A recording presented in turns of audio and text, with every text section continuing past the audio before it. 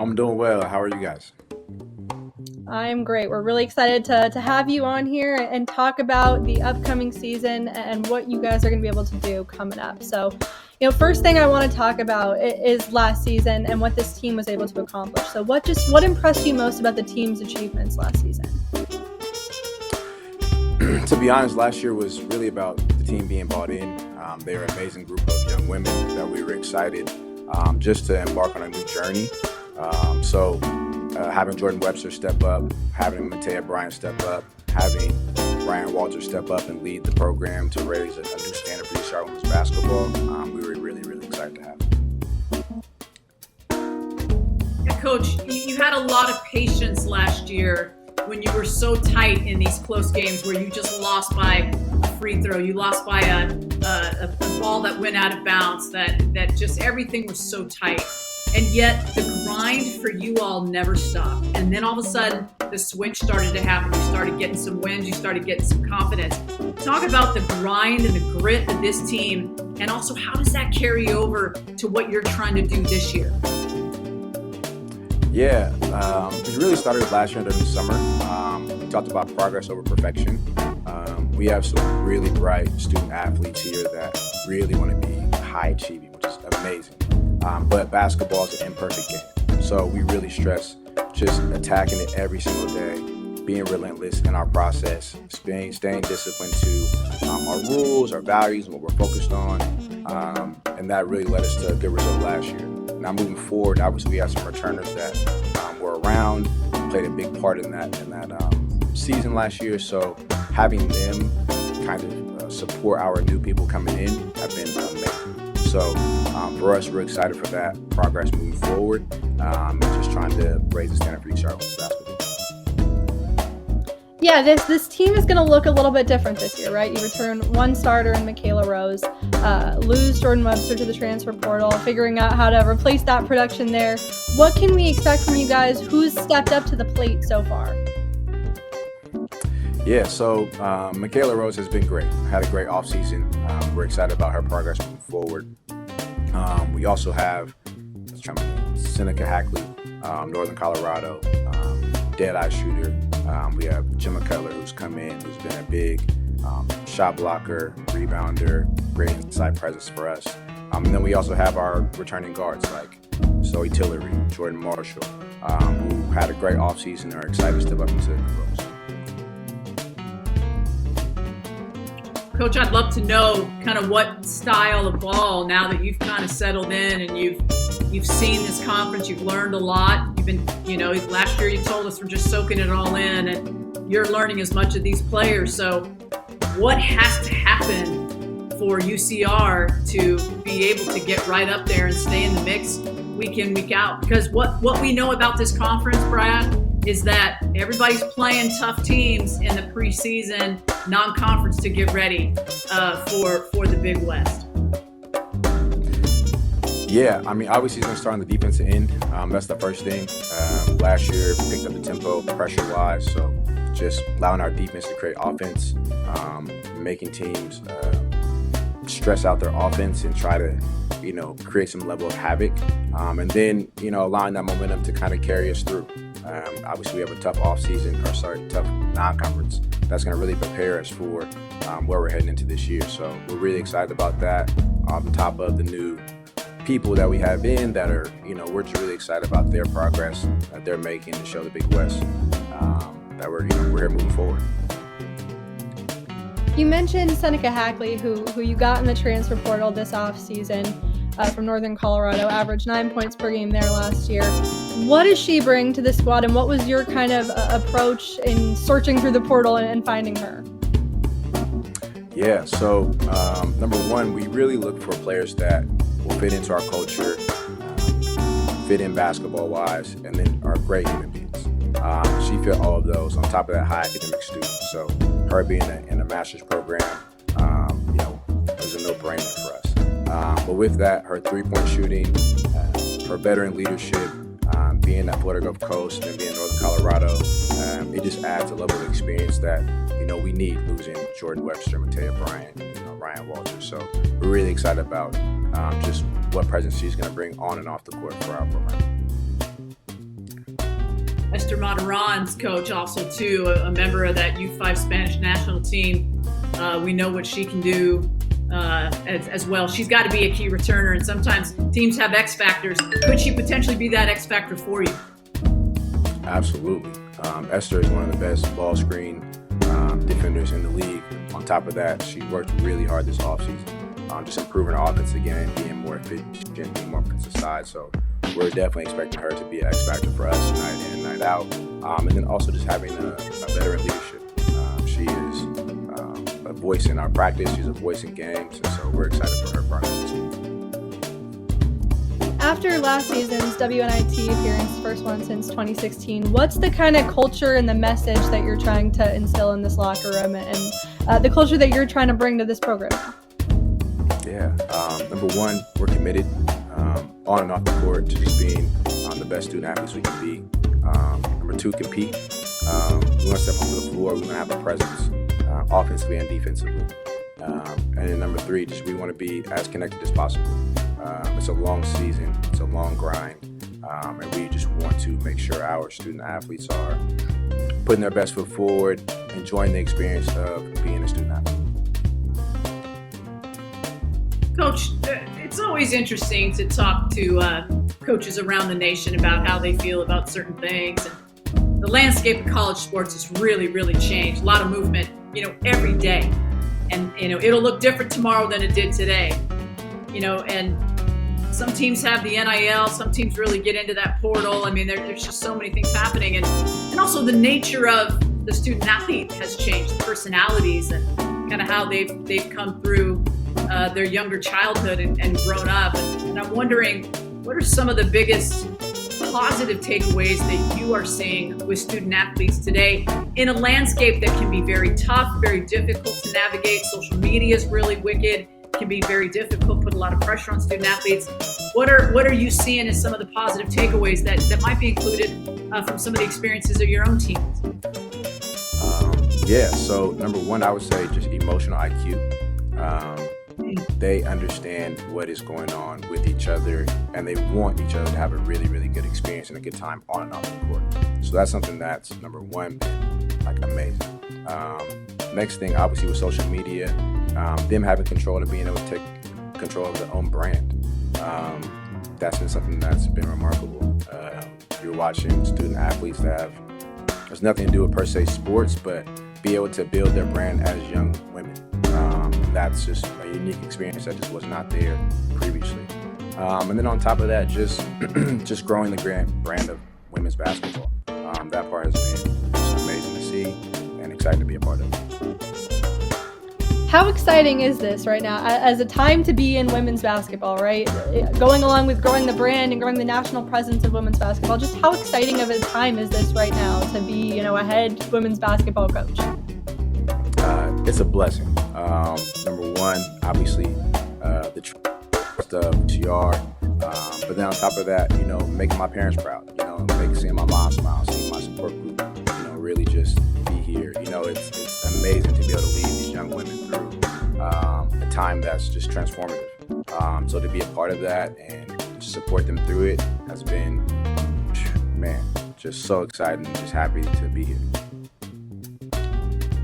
So Talia is a very good user of social media, Coach. Not so much for me. I try to get in there. I try to dabble a little bit. I got a lot of things to manage, but Talia's all over this whole national scene of women's basketball. And I got to know, how much do your kids, your student athletes, really, do they watch the WNBA? Do they watch the top 25 teams? Are they talking about Caitlin Clark and Angel Riggs? What is sort of the love and the passion of this game for your team? My team definitely watch more college basketball than they watch WNBA.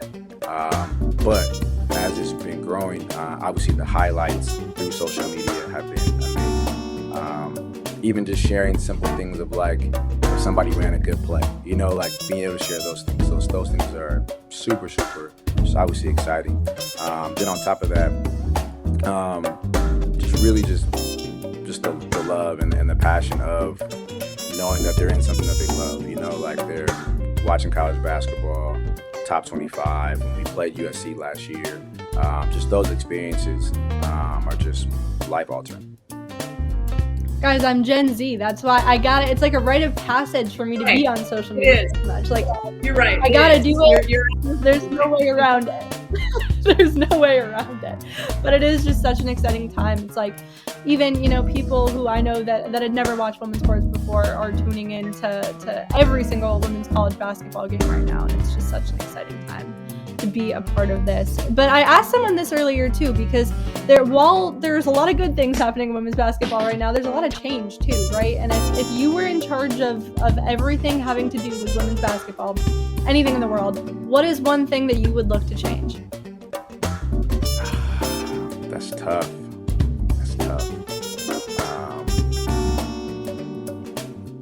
It may seem minor, but I think the one thing that I would love to see change is just continue to bring back the restricted circle.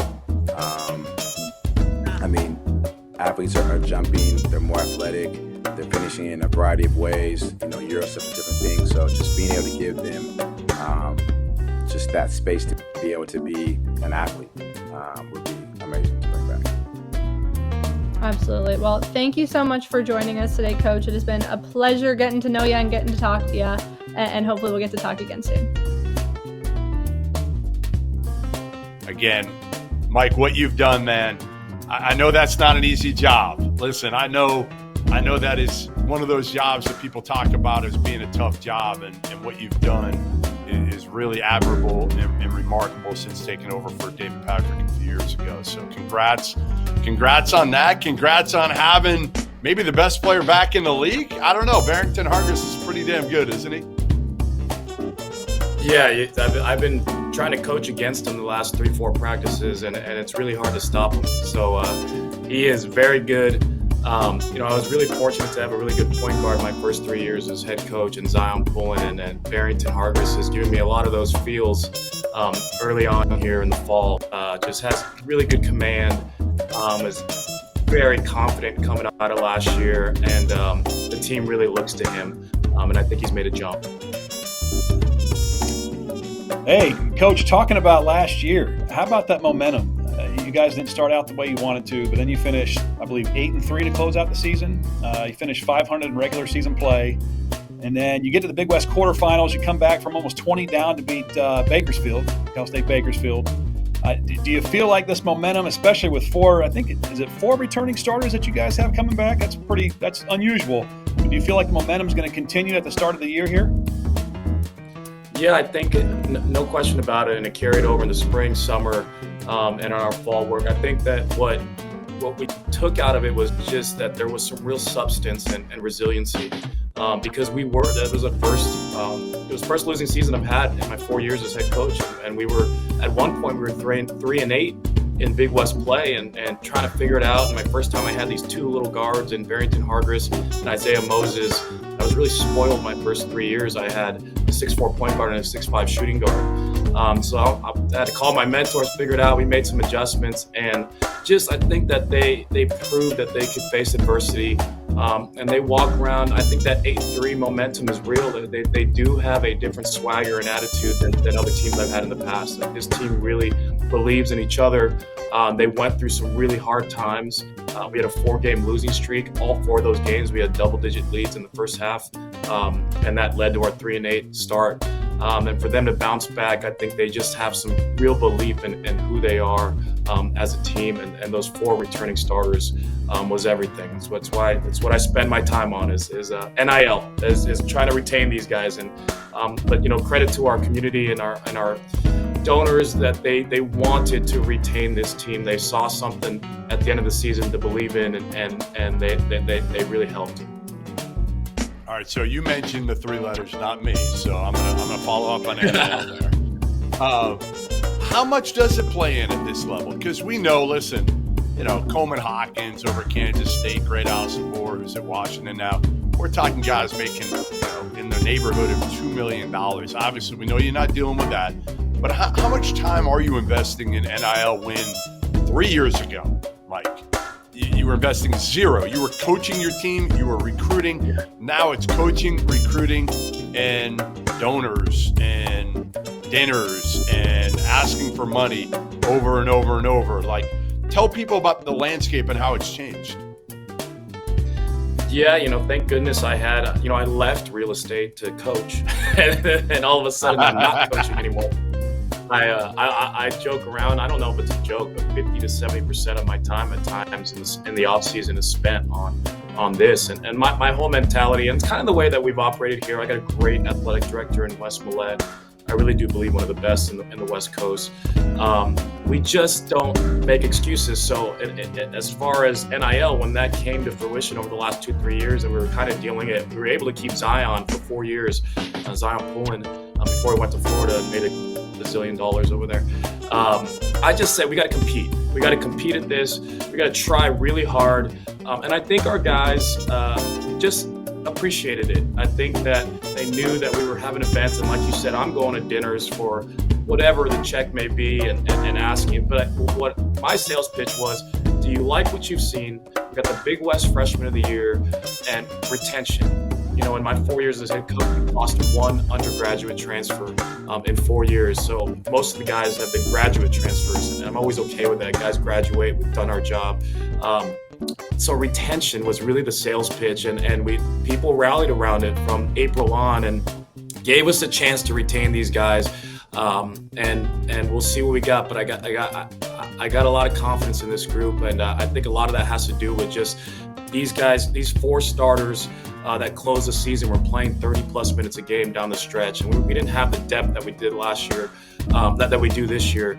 But they're coming in with all these minutes played, a continuity and a chemistry with each other, and it's really showing up. And I try to make practices hard on these guys, and they continue to answer the bell every single day. I got one more quick one for you, following up on that. Sure. Why couldn't you get Wes Millett's son, Houston? I mean, you couldn't beat out Alabama? You don't have the NIL to beat out Alabama when he transferred? Yeah, so when Wes goes to me, he's like, "Oh, we don't need NIL. We could compete. We could beat anybody with that." I'm like, "Is NIL a factor in Houston's commitment? I mean, recruitment here?" And he's like, "All right, you're right." But he again, I will give him credit. I don't think, and I don't know all the details, but I'm pretty sure Houston went with like the best relationship and the best fit for him. They like to shoot threes, and Houston is a perfect fit for what Alabama tries to do. And we got, I study Alabama. Now we got a little inside, I can get into them and talk to Pannoni a little bit, Coach Pannoni, but I love Nate Oates. I remember I was an assistant at Campbell University, and he was an assistant at Buffalo, and we were recruiting South Carolina just to see where he's gotten to. I really study everything and he's probably the closest thing to an NBA coach in the college game that we have. One of the questions I was going to ask you is how in the world did you keep Barrington Hargress? But we've kind of answered this. Yeah. But for people that don't know, Big West Freshman of the Year. But then you also got 3 other starters: Isaiah Moses, Nate Pickens, Caleb Smith. All guys, as you have alluded to, played huge minutes. Most of those guys are double-digit scorers in Big West play. When you took over the program at UC Riverside, rebounding and defense, the numbers, the statistics were outstanding. And you've said for us to look at getting back to that. Is that an everyday emphasis? Is that a mentality with these returners as well as these transfers that have a lot of length and defensive mentality? Is this something that you feel like you can get back to in this upcoming season? Yeah, you nailed it. First of all, regarding Barrington, again, I think that it was a guy, when Zion Pullen, when we got him out of high school, just like Barrington, probably had one other offer, and he really appreciated the opportunity at UC Riverside. So Barrington, loyal family, loyal father, stuck with us. Because we know Barrington, if he could have gotten whatever he could have gotten, but he really appreciates the degree here at UCR. I think that is when they get close to the degree, they do appreciate that, and it helps you keep them. But yeah, so in the past summers, and which is why I think we've dropped defensively. We were really focused on skills, shooting, and our offensive package. But there was a daily defensive work this summer, so there was a big change. I wasn't pleased with our defensive numbers and metrics. My first year we were top 60 defensively. Last year we were in the 200s, and we were down near 300, and we rallied. And operated at a top 120 defense. That 8-3 stretch, we made some adjustments. I had to learn how to also guard with these 2 little guys just differently.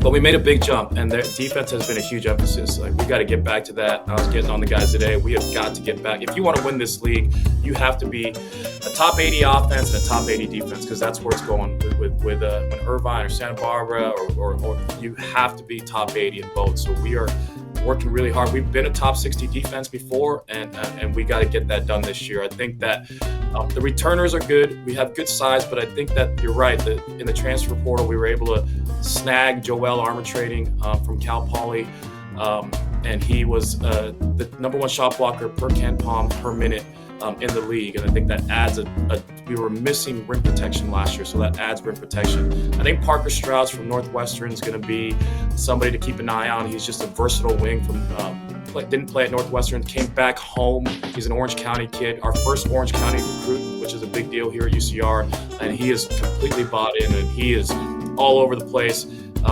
Deflection, steals, plays his heart, lays it on the line.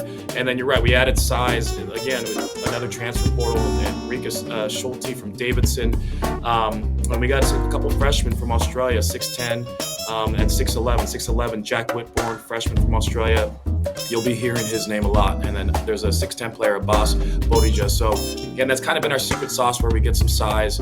Australia and all those guys should play a factor in a much better and improved defense. That'll be a focus for sure. Last question. We've talked a lot about Barrington. Caleb Smith was awesome down the stretch for you last year. How much more will he take a jump, and where will it be? Because he shot the heck out of it, obviously. Started a bunch of games. I know he had that game against Santa Barbara where he couldn't miss. Caleb Smith is, a lot of guys walk in the gym, and a lot of coaches that come by and tell me that's our best pro prospect. And I think at times he is. Barrington is dynamic and is really having, knock on wood, having a really good offseason.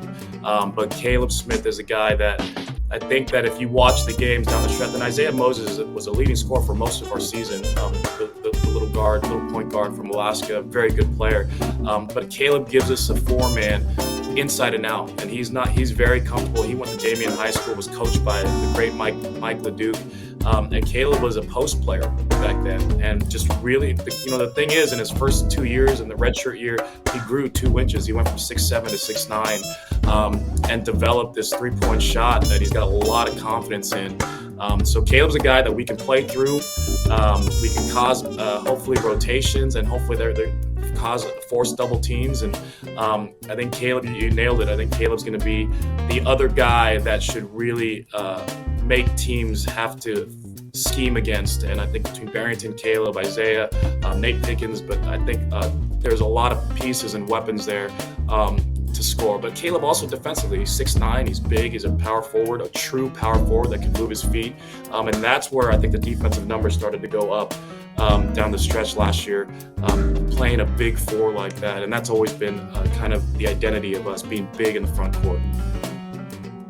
Well, Mike, we appreciate you taking the time, jumping on here on the Big West Preview Show. And now it's time to get to your star player, none other than Barrington Hargris, who Richie kind of likes as the preseason player of the year. Me too, Richie. And man, the guy just works every single day. He lets me coach him. He lets me challenge him. And I am relentless on him. I got a guy, assistant coach on staff, who always tells me how hard Mick Cronin was on Tiger Campbell. It's almost like I'm being, and I got my associate head coach played for Kelvin Sampson, and they're just like, they're pushing me to push Barrington. The cool thing about Barrington is his redshirt freshman year, he watched Zion Poulin, Flynn Cameron, Jamal Hartwell. And Barrington was more than good. We could have played him, but those 3 senior guards, they had it. And we were like watching Barrington in practice. We're like, man, this guy just knows where to go. He's always in the right spot. He has confidence and command out there. And I think that why he's going to make a big jump is his shooting ability. I think that's been the question mark. And some guys, some of the pro scouts, they're asking about that. And I think he's put a lot of work in the offseason. He's very strong.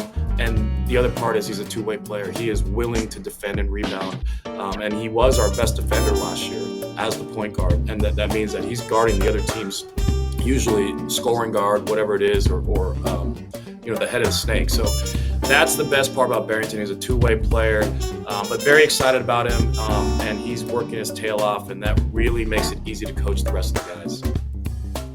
Awesome. There you have it. Mike, appreciate you jumping on, and we'll talk to you soon.